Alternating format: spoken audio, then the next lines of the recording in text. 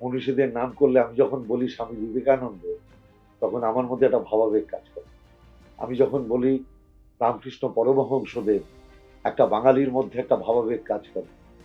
একটা বাঙালি যখন বলে মা শারদামণি, তার মধ্যে একটা ভাবাবেগ কাজ করে। আমার বাঙালি যখন বলে শ্রী চৈতন্যদেব, জগন্নাথ প্রভু, আমাদের মধ্যে একটা ভাবাবেগ কাজ করে। আমি যখন রবি ঠাকুরকে স্মরণ করি, আমার মধ্যে শ্রদ্ধায় আমার মাথা নত যেন হয়ে যায়। আমি যখন কাজী নজরুল ইসলামকে শ্রদ্ধা জ্ঞাপন করি, আমার মাথাটা শ্রদ্ধায় নত যেন হয়ে যায়। বাঙালি কোনোদিন রবীন্দ্রনাথ ঠাকুরকে রবীন্দ্রনাথ সান্যাল বলে অপমান করে, বাঙালি কখনো বঙ্কিমচন্দ্র চট্টোপাধ্যায়কে বঙ্কিম দা বলে তাকে অপমানিত করার চেষ্টা করবে না। বাঙালি কখনো বিদ্যাসাগরের মূর্তি কেউ ভাঙতে পারে তার স্বপ্নেও কল্পনা করতে পারবে না। বাঙালি কখনো ভাবতে পারবে না যে মহিলা ব্রিটিশ পুলিশের সামনে প্রথম নিজের বুক পেতে দিয়ে বলেছিলেন বন্দে মাতারাম, সেই মাতঙ্গিনী হাজরাকে মাদগিনী হাজরা বলবে, এটা বাঙালি কোনোদিন সহ্য করতে পারবে না। যিনি সতীদাহ প্রথা রদ করলেন, সেই রাজা রামমোহন রায়কে কেউ ব্রিটিশের দালাল বলবে, এটা বাঙালির সংস্কৃতিতে কোনোদিন বাঙালি মানবে না।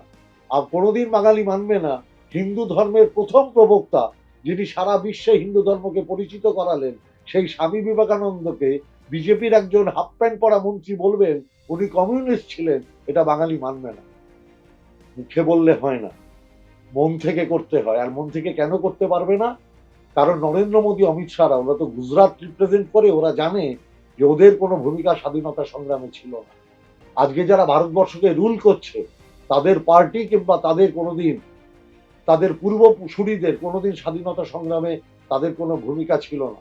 তাদের পূর্বসূরিদের একটাই ভূমিকা ছিল, যিনি ইংরেজের কাছে মুচলেখা দিয়ে বলেছিলেন আমি কোনোদিন আর ইংরেজের বিরুদ্ধে লড়াই করব না, তোমরা আমাকে ছেড়ে দাও, সাভারকার সাহেব।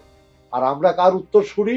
আমরা ক্ষুদিরাম বোসের উত্তরসূরি, যিনি ফাঁসির মঞ্চে গলায় দড়ি পরে বলেছিলেন একবার বিদায় দে মা ঘুরে আসে।